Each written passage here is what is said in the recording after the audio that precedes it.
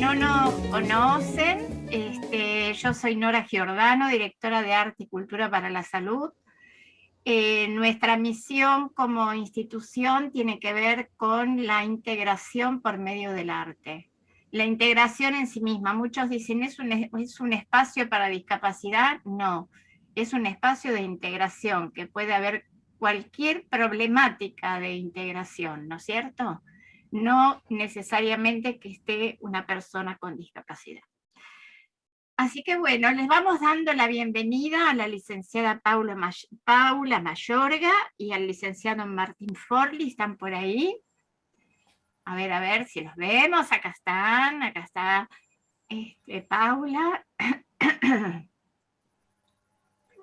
Hola, ¿qué tal? Hola Martín, un gusto conocerte. Igualmente. Una alegría de que hoy dos profesionales como ustedes nos acompañen. La licenciada Paula Mayorga es licenciada en Psicología, secretaria y miembro fundador de IARP Buenos Aires, coordinadora del equipo de psicoterapia y asistencia en la crisis, especialista en duelo y afrontamiento de la pérdida, ex profesora de la UBA, profesora de posgrado, coautora del libro Psicoterapias psicoanalíticas, las prácticas clínicas prevalentes del psicoanálisis contemporáneo, Ediciones Boulevard. Y el licenciado Martín Forli es licenciado en Psicología, miembro fundador del IARP también de Buenos Aires, coordinador del área de apego, intersubjetividad y psicoanálisis relacional, y colaborador en el área de Winnicott de Abdeva, ex concurrente del Hospital Borda, especialista y autor de trabajos sobre el test de Rorschach. A ver cómo se pronuncia, me ayudan. Rorschach. Rorschach. Sí. Supervisor y profesor de grado y posgrado. Así que bueno, una alegría que estén hoy con nosotros. Y bueno, Paula, dejo en tus manos lo que sigue. Bueno, ¿qué sigue? ¿Presentar un poquito el libro? Vamos a hablar, ¿no? Del libro, perdón, no lo dije. El libro Psicoanálisis Relacional, una nueva mirada y una nueva práctica, perdón. Lo había puesto recién en la camarita y ahora se me fue. Bueno, perfecto.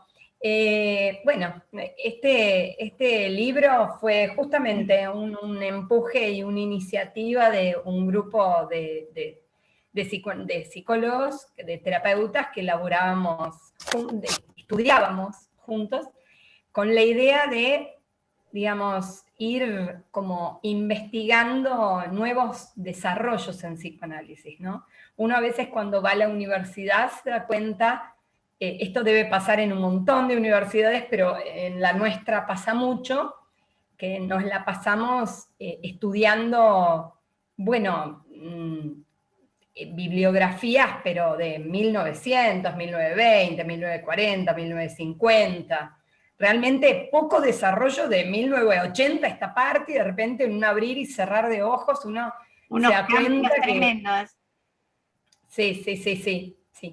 Entonces, la idea, digamos, es, por supuesto, con el agradecimiento y la gratitud a nuestros padres psicoanalíticos, ¿no? Como Claro. Freud, Klein, bueno, Lacan, tantos otros, pero seguir manteniendo una práctica viva, digamos, que no impide, digamos, tomar lo que un padre y lo que un legado dejó, pero seguir ampliándolo, ¿no? Como decía Fiorini, siempre la última respuesta tiene que ser la penúltima. Entonces, en ese camino es que empezamos a estudiar psicoanalistas que se han dado en llamar psicoanálisis relacional, ¿no? Que se apartan un poquito de...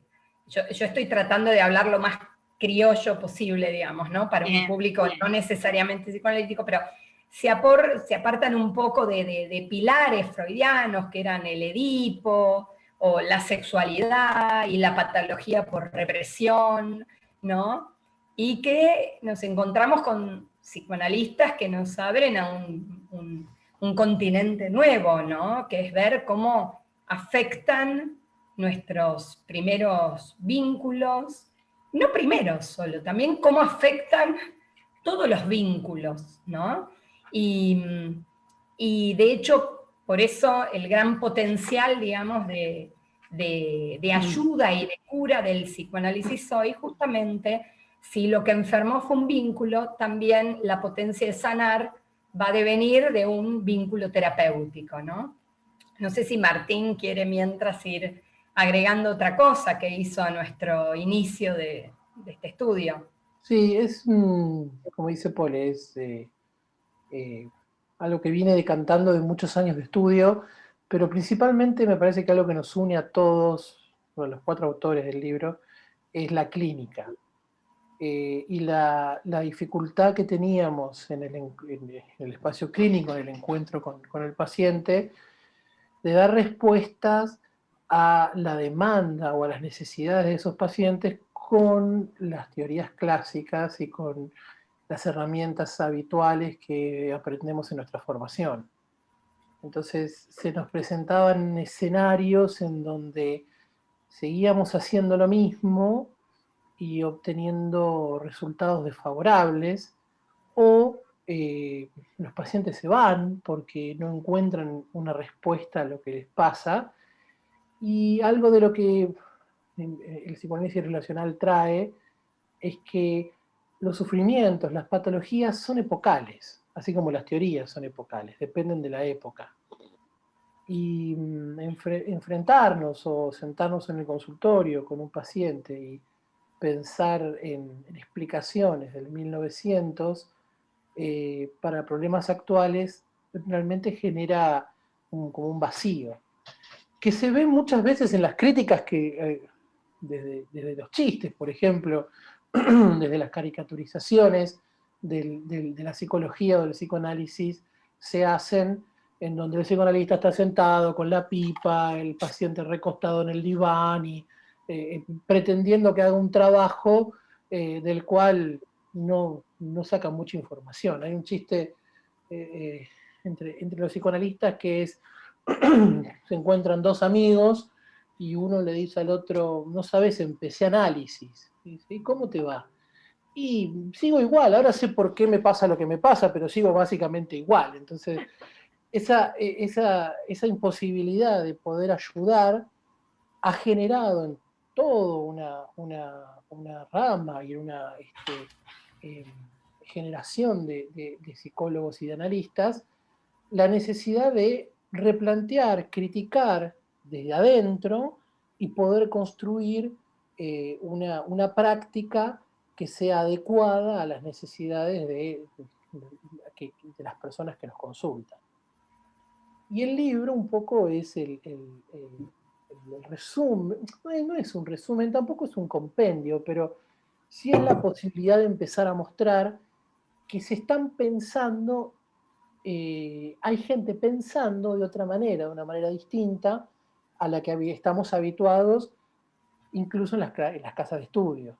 Entonces, lo que pasa, hay una de las contratapas de los autores que nos escribió en la contratapa, dice algo muy lindo, que es encontrarse con el psicoanálisis relacional es como llegar a casa, donde uno se empieza a sentir cómodo con las actividades y con las tareas que hace en el consultorio. Porque eso es otra cosa que nos pasa a nosotros los psicólogos, es que hacemos un montón de cosas que no decimos que las hacemos, porque si las dijéramos, que quedaríamos por fuera de la ortodoxia del psicoanálisis o de la psicología. Entonces, en el consultorio nos mostramos de una manera y accionamos de una manera que no es la habitual a la que después leemos en los libros lo que escribimos.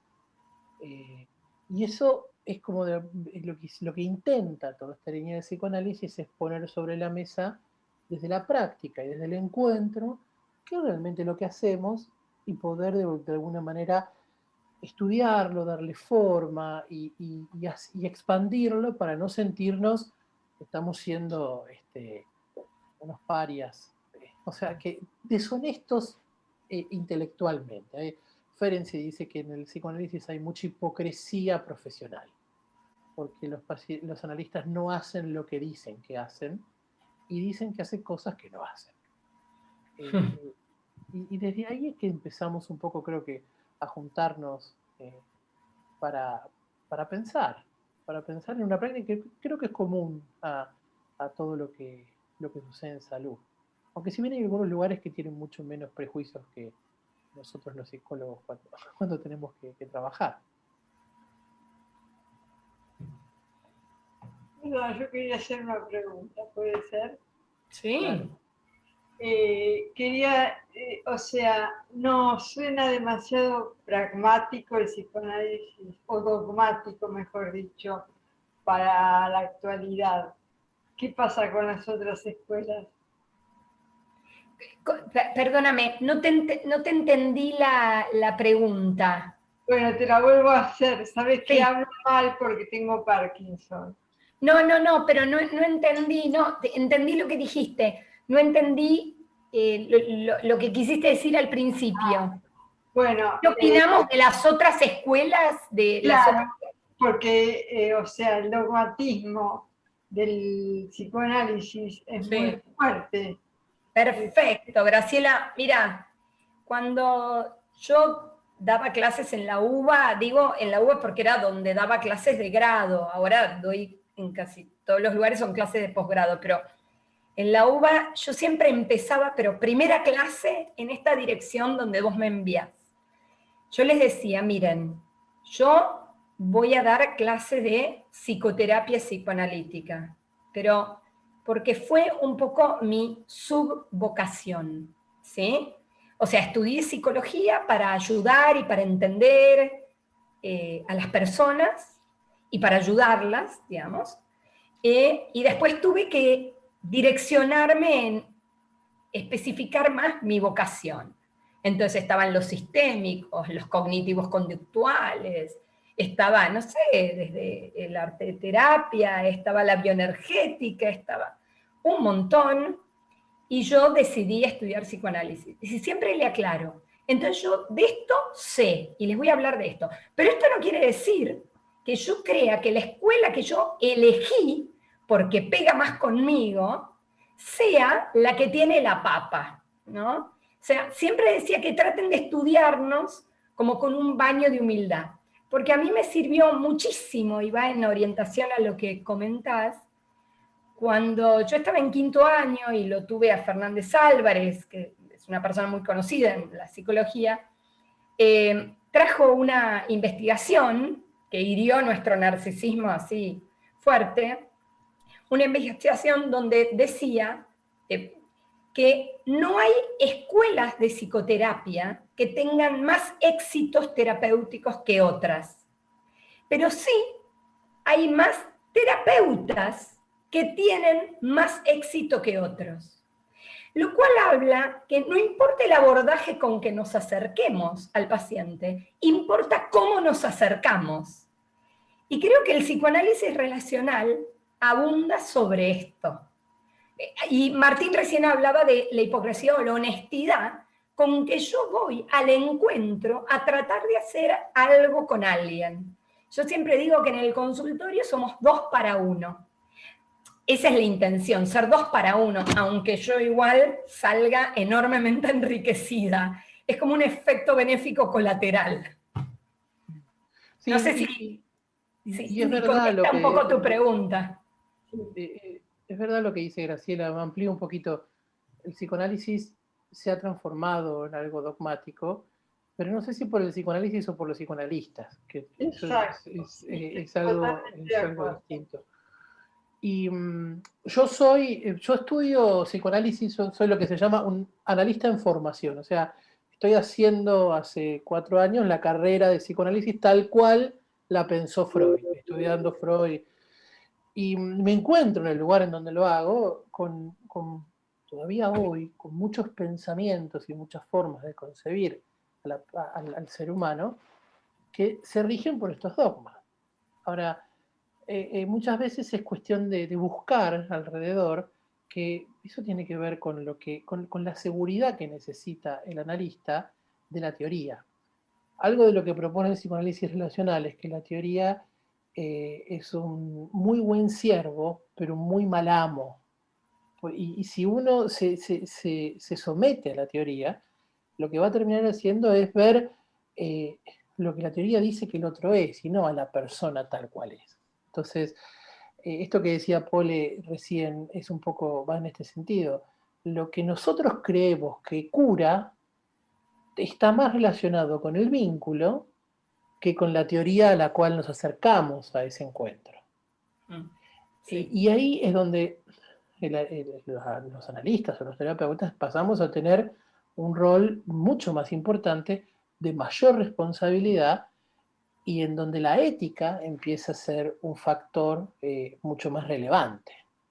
Entonces ya no estamos tan cubiertos por una teoría. El psicoanálisis relacional no es una teoría, no hay un teórico o una cabeza que baje una línea que todos seguimos, sino que es un colectivo, es un conjunto de personas que piensan desde lugares muy distintos. Hay gente que trabaja con trauma, con neuropsicología, gente que trabaja desde el apego, que es una teoría distinta a la que es la teoría de Winnicott, y todos podemos convivir, porque entendemos que lo que nos guía en este proceso está relacionado justamente con el encuentro y lo vincular, y no tanto con la explicación teórica que yo pueda dar. Ahí es verdad lo que decís, Graciela, es dogmático, sí. Somos dogmáticos las personas en el uso de la teoría. A veces pienso qué hubiese hecho Freud si viviera. Sí. Tantas veces su teoría. Bueno, me preguntás un lacaniano y te diría que se hubiera hecho lacaniano. Pero... Claro. Yo creo que hubiera seguido produciendo, ¿no? Y Freud, digamos, ya te dije, bueno, es un gran padre en el sentido de que aún para contradecirlo, usamos sus palabras, usamos sus modelos y usamos el mapa que dejó. Lo que también es cierto es que a veces el fundador de una teoría deja un poco impreso su sello personal.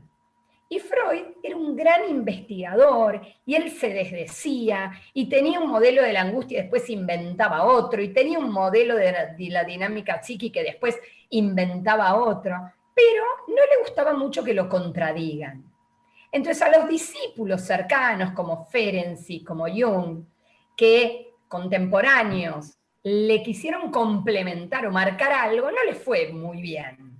Entonces, por ahí, bueno, teníamos que esperar que papá se vaya para nosotros salir un poco con más amplitud a jugar. Eso también hay que decirlo. Y además Freud estaba intentando, en el 1900, establecer un sistema de pensamiento nuevo, con lo cual tenía que tener cierta actitud recelosa para sus conceptos, para sus prácticas, y cuidarlo de una manera a veces excesiva. Una vez creado ese sistema, lo natural hubiera sido que es lo que pasa en la vida, cuando se va papá y estamos solos, tratamos de rearmar, de reciclar lo que se nos da. Pero sin embargo lo que siguió fue se endureció, se hizo inflexible durante muchos años, y acá empiezan a haber cuestiones de poder y cuestiones de política que también influyen en qué teoría es la que prevalece o no. Entonces, ese es un poco el escenario con lo cual alguien hoy, en el 2021, casi 120 años después de que Freud presentara la interpretación de los sueños, uno en la universidad sigue estudiando en algunos casos Freud de la misma manera que hace 120 años. Sí. Entonces, ese es un poco el conflicto con el que nos encontramos en nuestra práctica.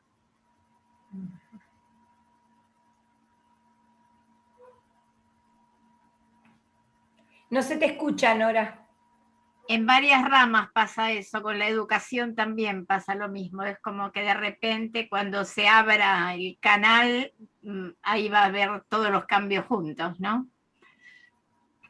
Sí, bueno, de la educación se dice mucho, que es muy parecido a cómo se enseñaba, o sea, te muestran un aula desde hace 100 años y es muy parecida en algún punto a un aula de ahora. O sea, hubieron cambios, pero no tantos como hubo en la sociedad, que ha cambiado en las últimas 2 décadas, pero de un giro, ¿no? Abismal. Sí, sí. Sí, son áreas intervenidas por cuestiones, por fuerzas políticas, por ideológicas, que terminan haciendo que prevalezca un modelo sobre otro. Y muchas veces estos giros o estas revoluciones o estas propuestas nuevas son muy resistidas y son en algún punto bastardeadas y por eso es importante que bueno, un poco lo que le pasó a Freud, que seamos sólidos, que seamos coherentes, que tengamos un método, para poder darle robustez y que eso avance a pasos de elefante. Bueno, digo una cosa, entonces la propuesta que en realidad ustedes están marcando en su libro es esa flexibilización de una actitud frente al análisis que nos permita, cuando estamos frente al paciente, tomar las decisiones libres sin decir, bueno, yo soy lacaniana, soy freudiana, a mí me sirve esto de Jung, a mí me sirve esto de Lacan, a mí me sirve esto de Freud, yo tengo que observar qué es lo mejor para quien tengo enfrente. Es un poco lo que nos están dando con este libro, digamos, la propuesta de ustedes. Mirá, el libro en sí, pero voy y después retrocedo. El libro en sí explora, digamos, lo que se llama el psicoanálisis relacional, que no se quiere llamar a sí misma desde que nació escuela de psicoanálisis relacional, quiere que le digan tradición relacional. Porque, como dijo Martín, es un colectivo de muchas escuelas, podría ser la escuela del self, de Winnicott, Kohut, ¿no? Escuela teoría de la apego. Bueno, distintas, que sí tienen que se unen, que tienen muchas diferencias, pero que tienen una mirada. ¿Qué mirada? Bueno, descentran la sexualidad, descentran el Edipo y entienden que algo de la patología y del sufrimiento deviene de cierto como inconsciente relacional, ¿no? De cómo han sido cantidad de relaciones que me han contado cómo es el mundo, cómo es el otro, cómo soy yo. Y tal vez me la han contado de una manera complicada y que después va a entrar en conflicto con otras relaciones, ¿no? De eso trabaja el psicoanálisis relacional, que empieza a fundarse con Stephen Mitchell en 1980, ¿sí? Y Greenberg, Aaron, Jessica, Benjamin, Orange, bueno, un montón se van van siendo englobados por esto. Ellos le dicen que que en los 80 se da un giro relacional, que es como el giro es otra manera de entender, digamos, la clínica que viene a presentar el paciente.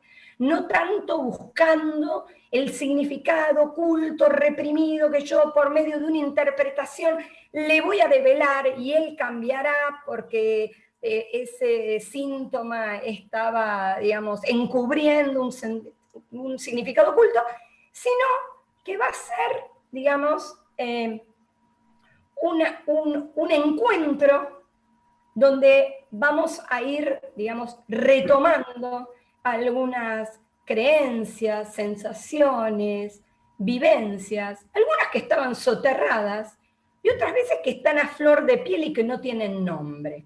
O sea, no todo inconsciente es inconsciente reprimido. Por ahí la inconsciente son cosas que no tengo consciente, incluso mis potencialidades, porque nunca me las marcaron, porque nunca hubo un estar con, ¿sí?, que me mirara de esa forma. Eso por un lado. Eso, vos decías, bueno, entonces voy tomando de cada autor algo. Bueno, yo te diría, ahí ya te contesto no desde el libro. Yo trato de leer muchos autores para imaginarme cómo se imaginaba la salud mental ese autor, porque a veces yo estoy atendiendo a un paciente y se me presentifica ese autor. Es como si ese paciente hablara como decía ese autor que hablan. Con lo cual, cuando más autores leo, de alguna manera, más decodificadores tengo. ¿Me entendés? Ahora, Sí, sí. a ver, particularmente me identifico mucho en cómo escuchan al paciente los psicoanalistas relacionales, ¿no? Que suponen un individuo siendo como un mosaico de un montón de relaciones, como un saldo relacional. Martín, yo te convoco para que también Sí, sí. contestes. Mira, Carlos Nemirovsky, que es un psiquiatra, psicoanalista argentino, con quien nosotros entramos en todo esto, él dice que estamos viviendo en un momento histórico de una torre de Babel invertida. Y yo creo que esto tiene que ver con algo interesante, que es uno de los cambios que se hace, que sucede, es que cambia el concepto antropológico de hombre.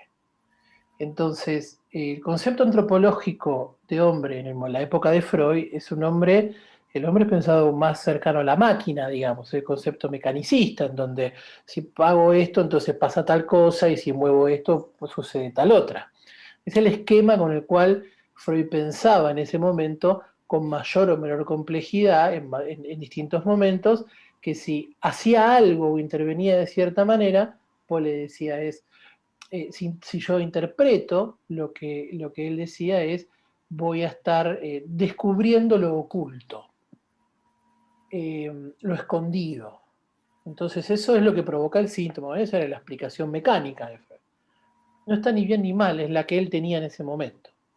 Hoy por hoy, la antropología que nosotros manejamos tiene que ver con una antropología más cercana a la hermenéutica, a la interpretación, pero al mismo tiempo con una antropología de un hombre complejo, en donde ya no me alcanza un solo tipo de intervención para poder dar respuesta a lo que sucede.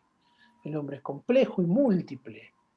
Entonces, la hermenéutica que rige al psicoanálisis relacional es una hermenéutica no de la desconfianza de que el paciente me oculta algo o se oculta algo, sino que es una hermenéutica de la confianza, en donde lo que yo voy a ver es que lo que el paciente trae es lo que es. Y podremos ir generando y construyendo un sentido común en conjunto, co-creando, le decimos, algo nuevo entre los dos. Esto, para ir a tu pregunta, me obliga a mí, si pienso al ser humano como alguien múltiple y complejo, a tener más de una explicación para lo que sucede. Porque necesariamente va a ser así. No desacredita ninguna, el psicoanálisis relacional, pero lo que dice es, no te quedes solo con una, sino que la complejidad te exige o te lleva a entender que hay más de una explicación para el mismo fenómeno, y por lo tanto, más de un tipo de intervención, y por lo tanto, más de un tipo de acompañamiento a esa situación. Entonces, esos cambios provocan que yo pueda tener en mi acervo de teorías múltiples para explicar el mismo fenómeno. O sea, yo puedo ver, esto es algo que trae Kohut muy interesante, puedo ver a Edipo como un parricida que mata al padre, o puedo verlo como un niño abandonado. Porque antes de matar al padre, el padre lo abandonó. Edipo es el mismo, la historia es la misma. Pero que la teoría me lleva a seleccionar, y frente a la selección que yo hago, tengo un tipo de acción específica. Cuando amplío mi selección y comprendo que es complejo lo que tengo enfrente, lo que trato de hacer es de construir una intervención que sea adecuada al momento, a la situación y a ese aspecto.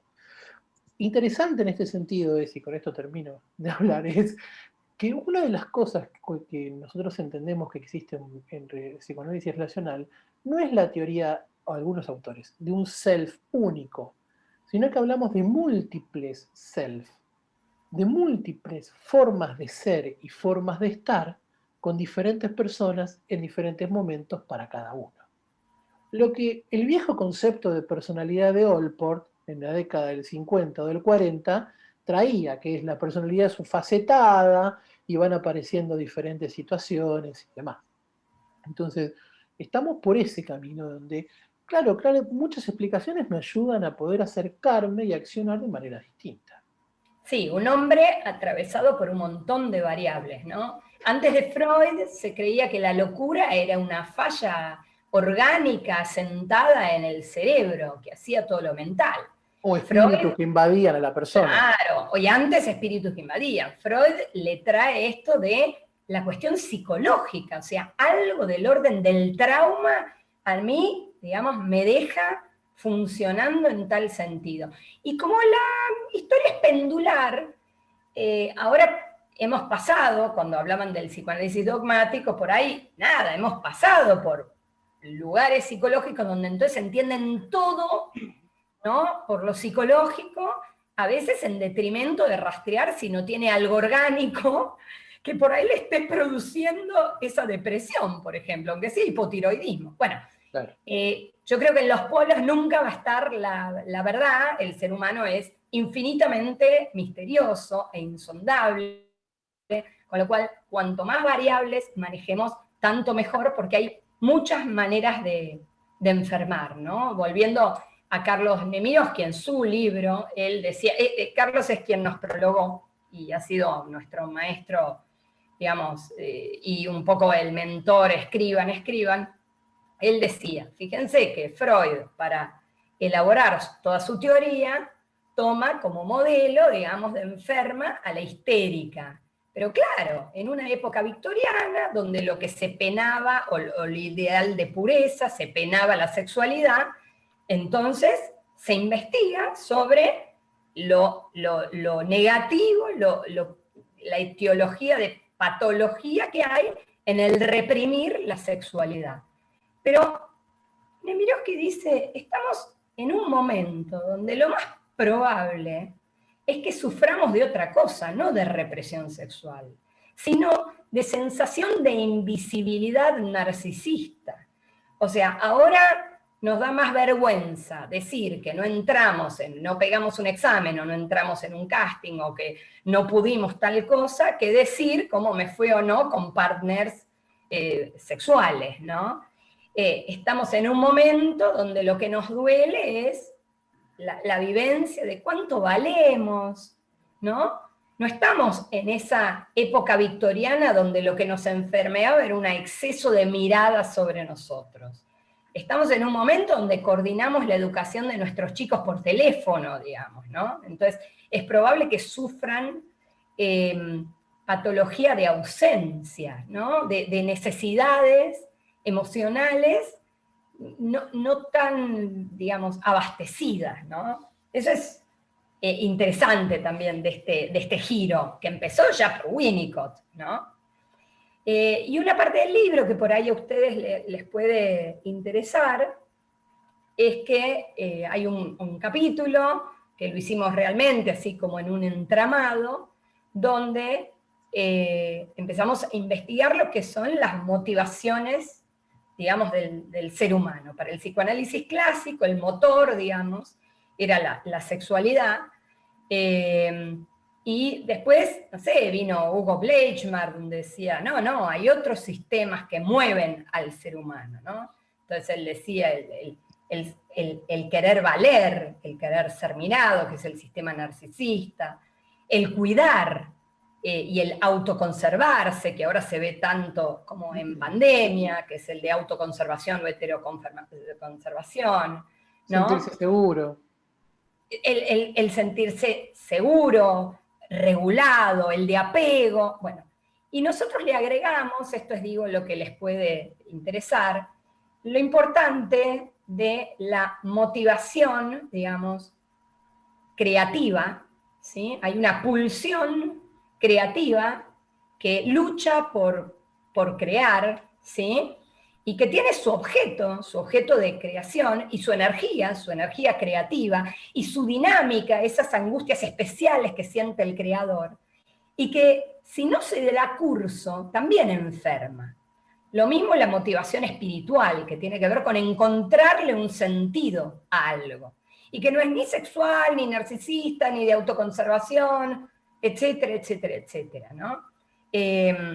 La necesidad de estar con pares, estas son motivaciones, digamos, que nosotros en el libro exploramos y que nos parece que el psicoanálisis clásico estaba en deuda con ellas, ¿no? Y deslindarlas, perdón, de lo sexual. O sea, Freud también hablaba de la creatividad, hablaba de la espiritualidad, pero lo hacía desde el lugar de una sublimación de una pulsión sexual. Y nosotros entendemos que no tiene nada que ver con lo sexual, o sea, que tiene su propio carril, que corre en paralelo a otras motivaciones, y que lo que hacen es muchas veces montarse una sobre otra, y por ahí yo puedo satisfacer una necesidad sexual o una motivación sexual a través de una experiencia creativa, pero no necesariamente el fin de la motivación creativa tiene que ver con la sexualidad. Entonces, esa lo que hace es entender que somos mucho más complejos y diversos que solamente una motivación. Y ahí es donde también es necesario empezar a investigar cada una de esas motivaciones por separado, para comprenderla. Una acotación voy a hacer. Ustedes dos nada más no escribieron el libro, también participaron Victoria Font Saravia y Janina Piccolo. ¿Pueden contarnos un poquito el perfil de la participación de ellos? Porque al no estar ellos acá presentes, a lo mejor ustedes pueden aportar. Están tomando examen en El Salvador, pero nos dijeron que si tenían unos minutitos entraban. Bien. En realidad, el libro fue escrito coralmente, ¿no? Bueno, 3 años nos llevó. No me imagino, si lo escribía sola, no sé, me hubiera llevado 12 entonces. Lo bueno de lo coral era ir como cambiando, performando, tirando una idea y dejando que circule en las cabezas y que cual bicho canasto se le fueran pegando los conceptos de los otros. Entonces iba cambiando. Y además, no, el escribir para el otro también, el escribir para que lo lea el otro en el plazo que el otro dijo.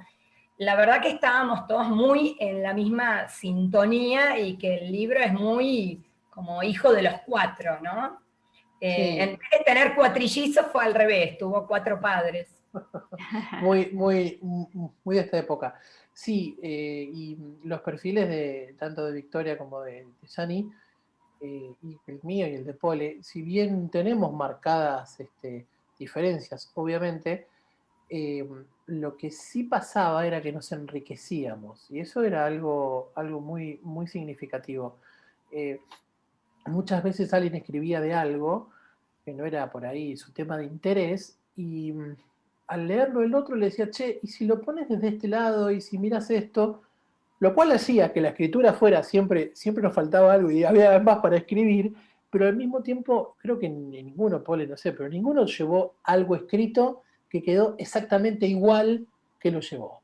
O sea, siempre tenía algún tipo de modificación, algún tipo de agregado, o algo se sacaba, incluso en el estilo de escritura, porque somos 4 y los 4 escribimos muy distinto.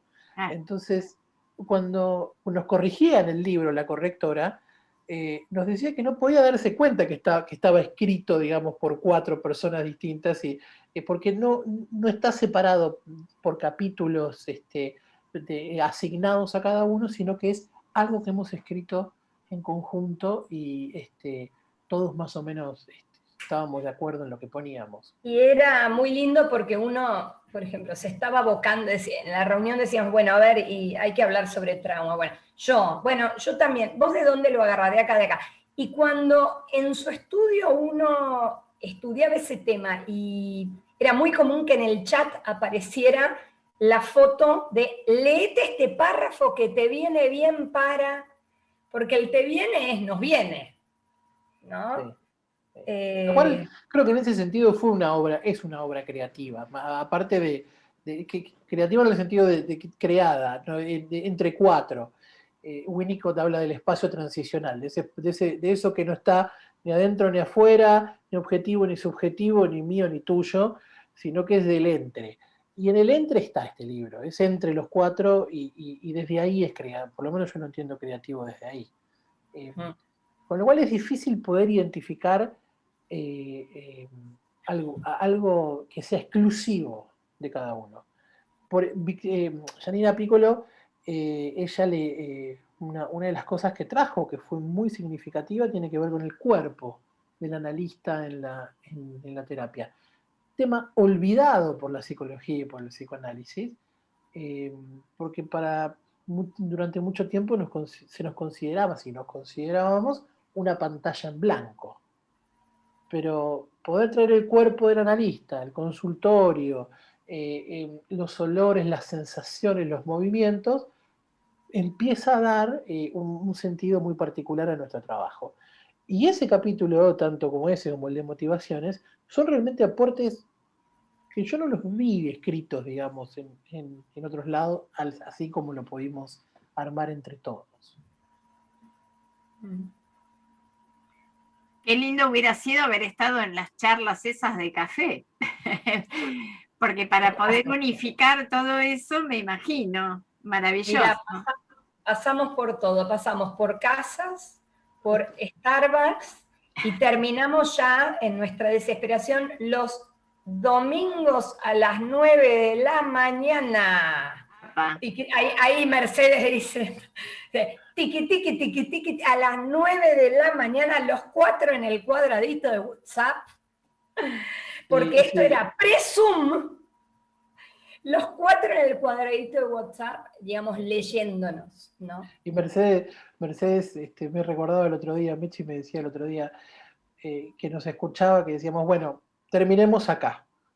Y siempre que decíamos eso, uno decía, che, pero ¿no te parece que podemos hacer? Bueno, y empezábamos otra vez. Entonces, lo que eran 2 horas terminamos haciendo 4 horas de trabajo ininterrumpido. Así que sí, fueron lindos encuentros. Y esto también es un lindo encuentro. Y la verdad que escribir un libro es como un entrenamiento, porque yo me acuerdo en la primera reunión, yo me acuerdo perfecto de mi sensación hablando del cuerpo.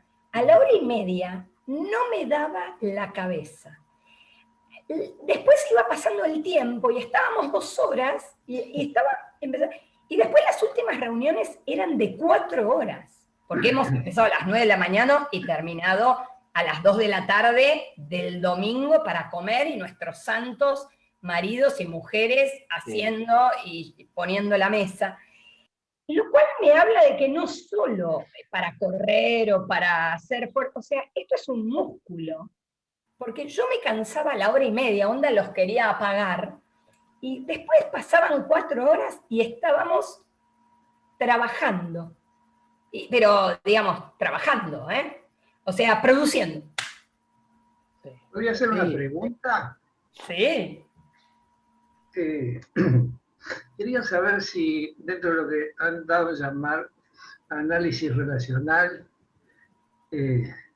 está referido a una relación individual, paciente-terapeuta, tiene algo que ver con lo que llamamos psicoterapia grupal, ¿está contemplada esta posibilidad?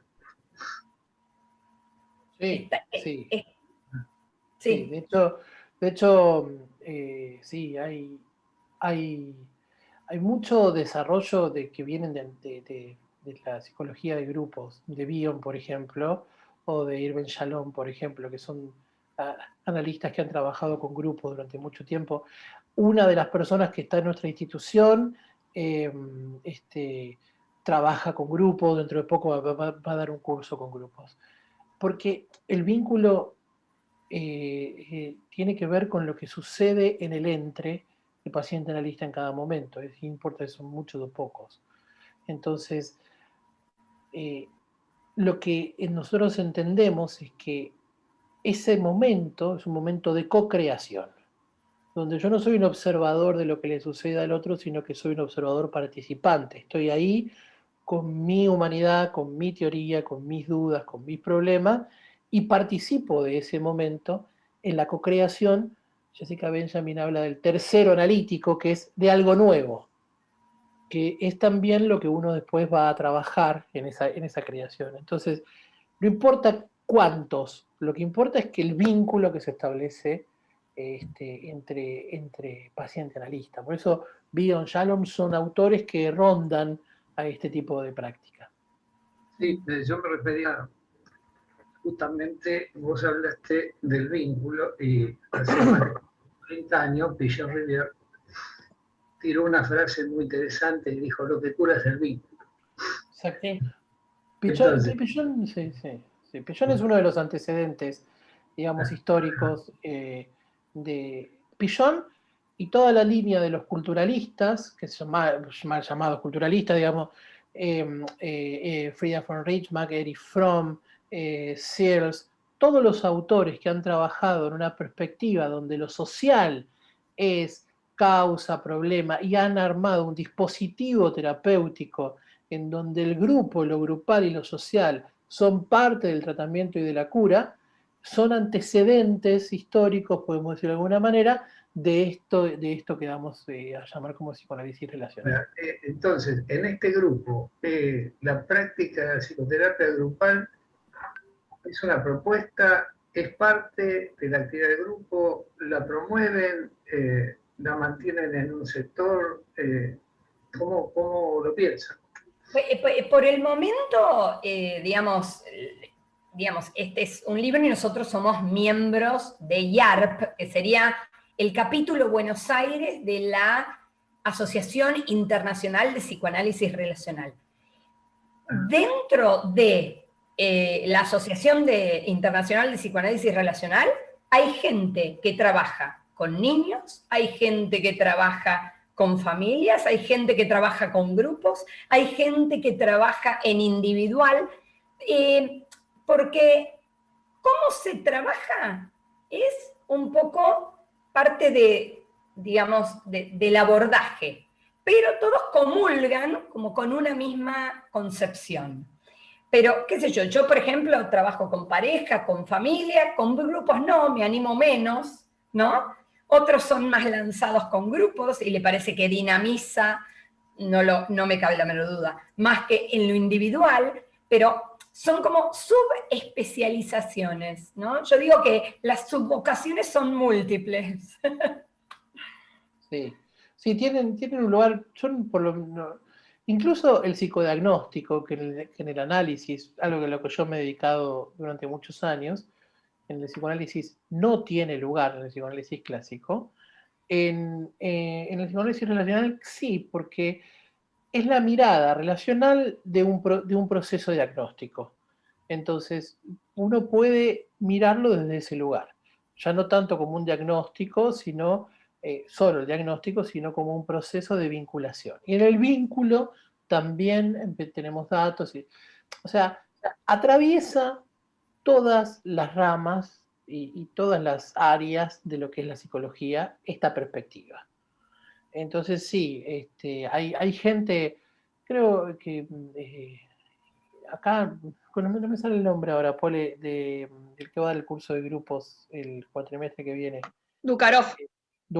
Eduardo Dukarov, que es de APA, que trabajaba en el israelita, que coordinaba. Bueno, él trabaja desde la perspectiva relacional y pues, ahora va a hacer algo, un curso sobre justamente grupos en perspectiva relacional, porque él se especializa en eso. Yo grupos no hago. Entonces, es algo que atraviesa a las actividades. Los abordajes, sí. Ok. Gracias. No.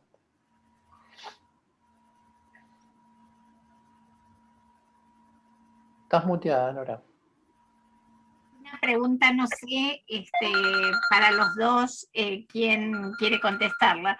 La parte del área del libro cuando hablan de la creatividad, ¿sí? Que comentaron recién. Específicamente, ¿desde qué lugar? La práctica de la creatividad. Bueno, vieron que la creatividad es algo de lo que se habla mucho,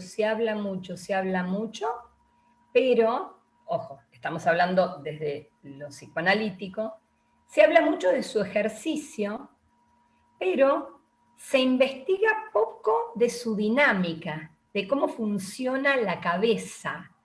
¿no? El cuerpo, cómo funciona, digamos, el psiquismo todo, por qué momentos pasa, cuál es su objetivo, qué ansiedades y qué angustias despierta, cómo es su placer, que es distinto al sexual, que es distinto al narcisista. Bueno, entonces, el argentino, y creo que internacionalmente igual es uno de los que más estudian esto, es el doctor Héctor Fiorini. Entonces nosotros tuvimos conversaciones personales con él para estudiarlo. Tiene ustedes que trabajan con arte, el último libro de Fiorini que se llama Psiquismo Creador, de Editorial Lugar, la última edición es del 2020, es imperdible, porque él es psicoanalista, pero él atraviesa poetas, filósofos, escultores, artistas, bueno, no, de todo tipo, es muy impresionante su saber. Entonces, en conversaciones personales, una de las cosas que le preguntamos es si él creía que entraba como un sistema motivacional, digamos, como una pulsión que quiere ser descargada y que enferma al individuo si no lo es. Y nos dijo, pero chicos, sí, pónganlo ahí, por supuesto, y se ofreció a mucha conversación. Entonces, lo tomamos sobre todo desde él, ¿no? Y desde los autores que toma él, ¿no? Un psiquismo que puja con un objetivo, ¿sí? Con una dinámica especial, que es esto, un psiquismo que se tiene que resistir a cerrar todo, a fluir con un símbolo, a saber que todo no va a poder ser dicho, sino que el símbolo insinúa y que siempre hay una realidad, digamos, inabarcable por detrás del símbolo, que nos invita a pispear desde un umbral el símbolo, ¿sí? Y que es infinito y subjetivo, y etcétera, etcétera. Entonces, bueno, ¿desde dónde? Desde él, sobre todo, Nora. O sea que hay que comprar el libro de Héctor Fiorini. Excelente, que es excelente para todos los que pasen, para todos los que entienden que el arte, ustedes son arte y cultura para la salud, bueno, para todos los que entienden que el arte sana, sí, tienen que comprar ese libro, y el nuestro, por supuesto, ¿no? Obvio. ¿A dónde se compra el libro de ustedes? Ya que estamos. En letra viva. Sí, en letra viva, que queda en Coronel Díaz y Santa Fe, y después si querés te mandamos el link a vos, y vos, bueno, se lo distribuís a los interesados, si alguien lo quiere digital o físico o llevado a su casa. Perfecto, perfecto. Sí, sí, eso. Pole, interesante una cosita más de lo que dice Pole. Ver a la creatividad como una necesidad, no como algo que es algo externo, que aparece, que está... Claro, ¿no? O que se puede dar o no, yo no soy creativo, no. Claro. Hay una necesidad que puja, que moviliza, que lleva, y eso también es creativo. Y ahí es donde me parece interesante el enfoque de Héctor y lo que está diciendo Paul. Claro, porque apuntala muchísimo la autoestima de la persona también, todo eso. Y imagínate, digamos, de lo dado, hay un inconformismo que te lleva a crear, o a resolver, o a inventar, o a transformar. No hay forma de que no impacte en la autoestima. Claro. Y la creatividad es más que un cuadro, digamos, ¿no? Claro, lo corre de ese lugar que lo ponía el psicoanálisis antes, un lugar de exclusividad, digamos. Eran creativos algunos, que eran los que podían sublimar y los que podían hacer un proceso o un intento, pero lo pone en un lugar donde todos de alguna manera accedemos a eso. Por eso yo le decía, este libro para mí es una obra creativa en ese sentido, de una unión, de una creación, y parte de una necesidad de darle una respuesta a un agujero que hay en nuestro campo, en nuestra praxis. Bien, gracias, hermoso, la verdad. Creo que han sido muy, muy claros en todos los datos que han pasado y toda la formación y todo. ¿Alguien más quiere hacer alguna preguntita más? Ya que estamos, hay que aprovecharlos. Acá hay dos profesionales maravillosos dispuestos a responder. ¿Se asustaron o fueron tan claros que ya dijeron todo lo que venían pensando? Inés, sí. No, yo realmente no soy ni psicóloga, ni psiquiatra, ni nada, me encantó lo que dijeron, pero me identifico mucho con lo último que hablaron de la creatividad. Primero con todo lo relacional, es decir, uno es producto de todo lo que va viviendo y va cambiando permanentemente. Eso antes no lo contemplaba. Me encanta que se contemple. Y sobre todo, en la parte que hablaron de creatividad, creo que hay que destacar mucho que lo importante no es el producto creativo, sino el proceso. El proceso, claro, claro. El proceso es lo que enriquece, el proceso es lo que sana. Nada más. Y darles las gracias. Totalmente. Por eso Jung hablaba tanto de la alquimia, que era mucho más que ese laboratorio donde se quería transformar una materia. Lo que él decía era que en ese laboratorio, mientras se trataba de transformar algo, uno esperaba, uno pensaba, uno imaginaba, uno experimentaba y finalmente iba cambiando uno. Claro. Va en la línea de Inés. Claro, claro, sí, sí, totalmente, totalmente.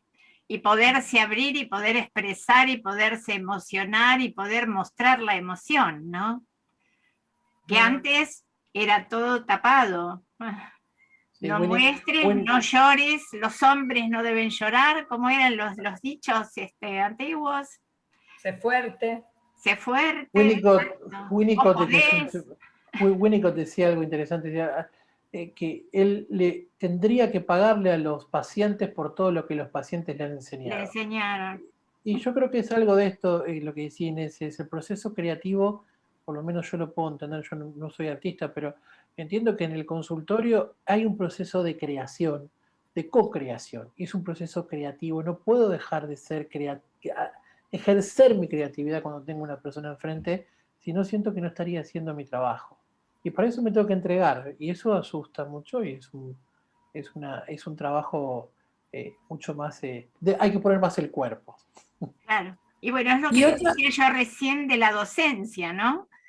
Ahí está, ahí al docente tenés la persona para moldear, es algo maravilloso. Y si no sos creativo, ¿cómo haces? Es increíble. Yo trabajé siempre con niños, chiquitos, y realmente es un poco, entre comillas, el consultorio, porque nada es igual, nada grupo es igual, y no podés dar la clase, vos tenés una idea, y tenés un montón de teoría que te apoya, pero cuando te enfrentás frente al grupo, en el caso de ustedes, frente al paciente o al grupo, ahí puede cambiar todo, y sale uno tan enriquecido como puede salir el niño. En mi caso, sí, realmente uno lo emplea con creatividad y con adecuación a cada momento. Bueno, en ese sentido, y creo que por ahí Paul estará de acuerdo, el psicoanálisis que nosotros practicamos es más cercano al arte que a la ciencia. Sí, por lo que escuché, sí. Es más artístico que científico. Sí, ni que hablar. Sí.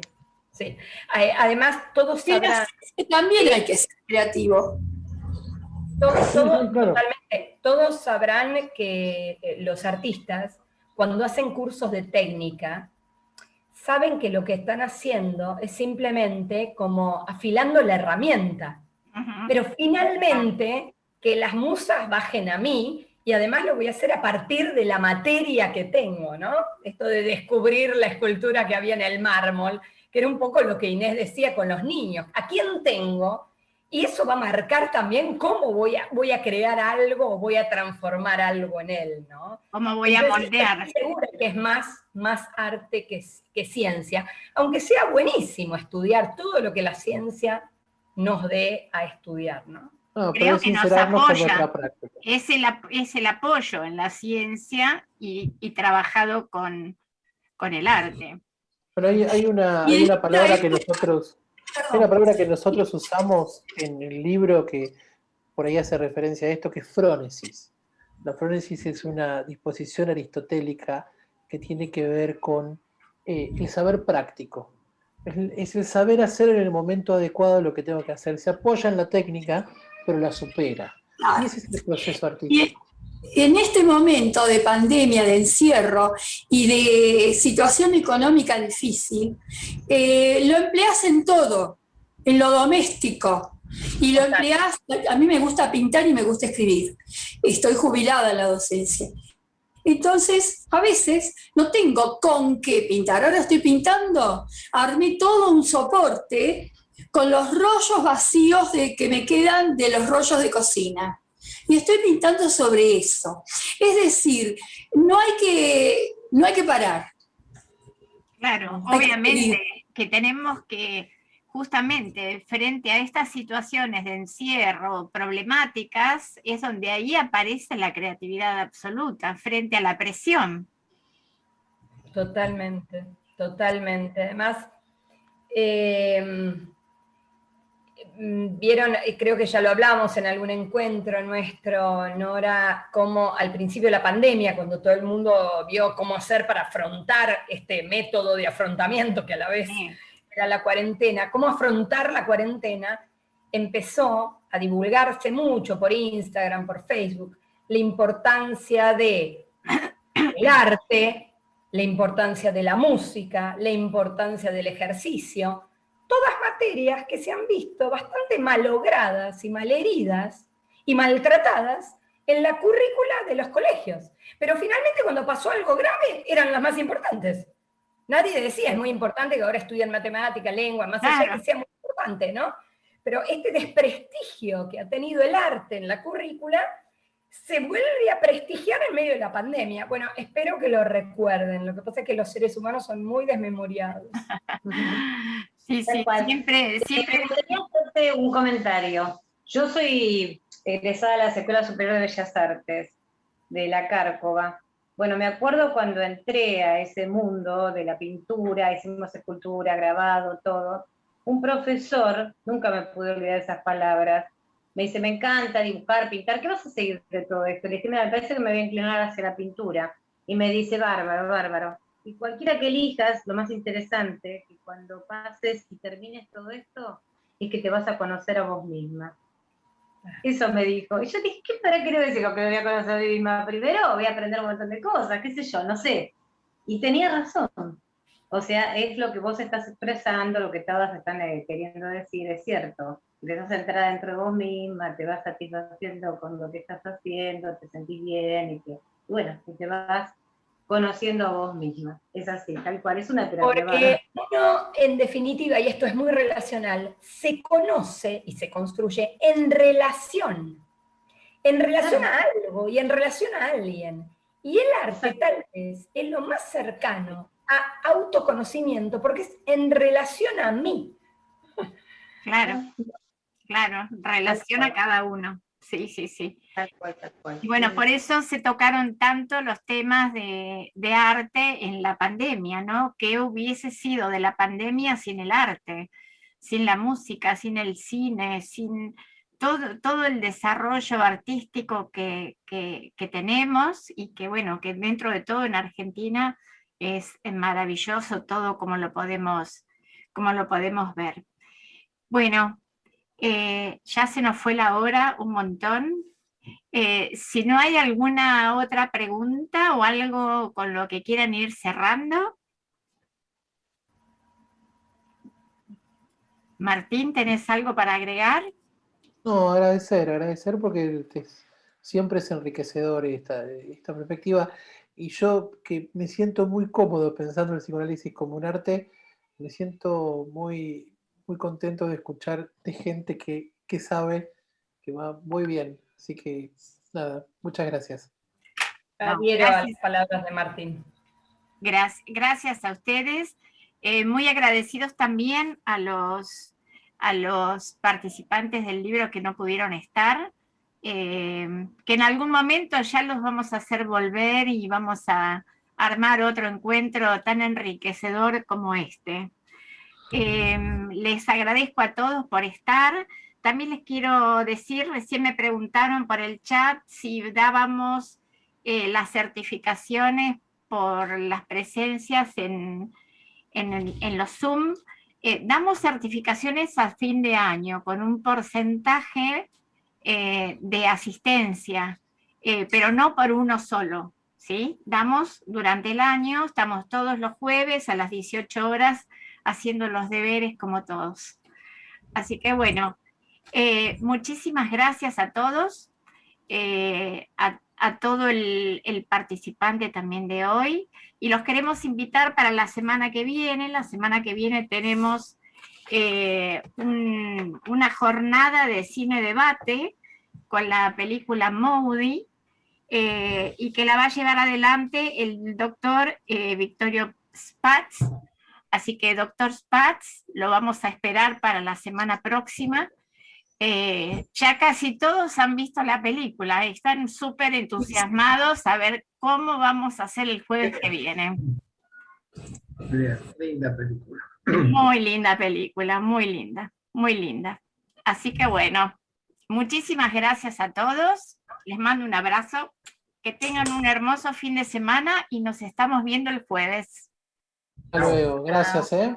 Chao, chao, Tata. Hasta luego. Nuestro empeño es promover y desarrollar proyectos que nos lleven a una integración social y productiva, para generar cambios de actitud y facilitar espacios de intercambio cultural, social y pedagógico.